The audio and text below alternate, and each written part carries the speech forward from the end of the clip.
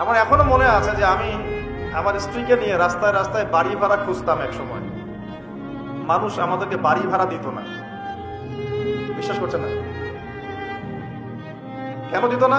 কারণ আমার গায়ে সুন্নতি লেবাস ছিল আর আমার স্ত্রীর গায়ে খাস পর্দা ছিল। বাড়ি ভাড়া দেওয়ার আগে খুব গড় করে প্রশ্ন করতো, কোথা থেকে আসছেন, কি দরকার, কোথায় চাকরি করেন, কি করবেন, মানে আতঙ্ক একটা। না জানি কোন গ্রহের মানুষ আমরা, ও বাড়িতে না জানি কি করব। এই যে একটা ভাইব ছড়িয়ে দেওয়া হয়েছে সমাজের মধ্যে, দাড়ি, টুপি, পাগড়ি, জুব্বা, বোরখা, এগুলোর দিকে মানুষ একটা সন্দেহের চোখে তাকাচ্ছে। এই যে একটা ফ্লো, একটা ভাইব সৃষ্টি করা হয়েছে, আপনাদের কি মনে হয় না এটা ইসলামের বিরুদ্ধে চক্রান্ত হচ্ছে? দাড়ি, টুপি, পাগড়ি, জুব্বা, বোরখাওয়ালা মানুষটাই সারা দুনিয়ার সব অপকর্ম করে বেড়ায়।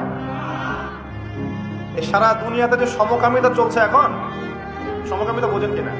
ছেলে ছেলের সাথে জেনা করতেছে, নাউজুবিল্লাহ, আর মেয়ে মেয়ের সাথে জেনা করতেছে এই যুগে। খবর কতটুকু রাখেন জানি না। এগুলো কি মুসলিমরা ছড়াই দিছে? সারা পৃথিবীতে যে মানুষ এখন সুদ খায়, মোটামুটি সবাই সুদ খায়, কম বেশি আর কি। কেউ বেঁচে থাকার চেষ্টা করে, কেউ করে না। কোনো কোনো সময় দেখা যায় বেঁচে থাকার চেষ্টা করার পরেও সে বাধ্য হয়ে সেখানে সুদ খেতে হচ্ছে। এমন হচ্ছে কিনা? এই সুদ ভিত্তিক অর্থনৈতিক সিস্টেম কি মুসলমানরা চালু করে দিছে? সারা বিশ্বের মানুষকে হারাম কি মুসলমানরা খাওয়াচ্ছে? সবার ফোনে ফোনে ইন্টারনেট সেকশনে ঢুকলেই দেখবেন পর্নোগ্রাফি, নগ্নতা, দেখেন না?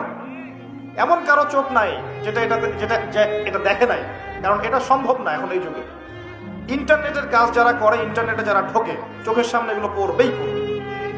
100%, আলেম হোক আর জালেম হোক, করবেই করবে না? এই সারা দুনিয়াতে ইন্টারনেট সেকশনে যেগুলো ছড়িয়ে দেয়, মুসলমানরা ছড়াই দিছে। মুসলমানরা ছড়াই দিছে। মেয়েরা আগে একটু পর্দায় চলতো, ফেমিনিস্ট রেভলিউশনের মধ্য দিয়ে মেয়েদেরকে নগ্ন করে বাইরে বের করা হয়েছে। এখন মেয়েরা ছেলেদের পোশাক পরে ঘুরে বেড়ায়।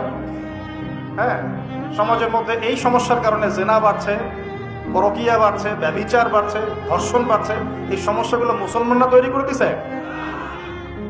আমরা আগে শিখতাম কোরআন এবং সুন্নাহ কেন্দ্রিক শিক্ষা, এখন শিখতেছি পশ্চিমা ধাঁচের শিক্ষা। এই শিক্ষা কি মুসলমানরা চালু করে দিল? আগে আমরা আল্লাহ পাকের জমিনে আল্লাহর খলিফা ছিলাম। আল্লাহ পাক দুনিয়াতে আমাদের খলিফা করে পাঠান নাই?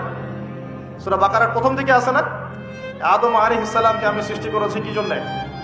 আমার খলিফা হিসেবে।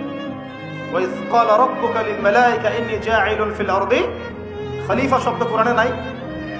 তাহলে আদম আলাইহিস সালাম এই দুনিয়াতে কার খলিফা? যে আল্লাহর খলিফা, সে আল্লাহ পাকের হুকুম আহকাম চালু করবে নাকি নিজের মন গড়া বিধান চালু করবে?